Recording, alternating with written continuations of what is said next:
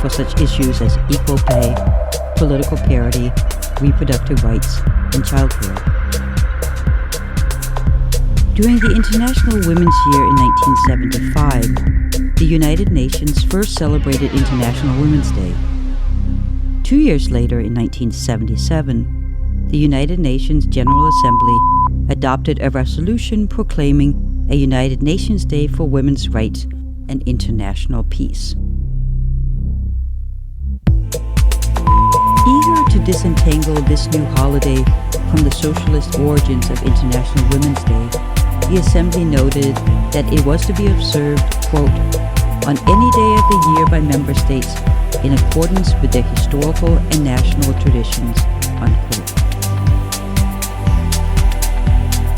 Moreover, in contrast to contemporary feminist practices of casting it as a day of protest, the United Nations billed it as, quote, a time to reflect on progress made and celebrate acts of courage and determination of ordinary women, unquote.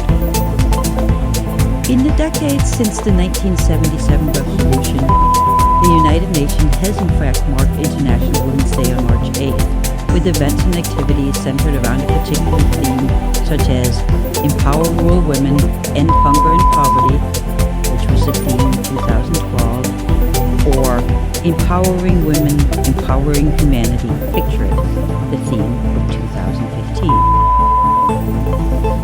In spite of such institutionalization of International Women's Day, and in following with its long history of competing tradition, March 8th is now marked in a variety of ways around the world.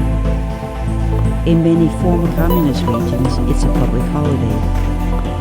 In Western Europe, it remains an occasion for feminist demonstrations, and in many developing countries, women's rights activists take to the street to voice their call for gender equality.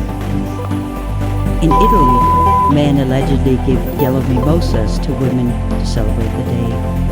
And in the United States, some people apparently send cards and flowers to honor the women.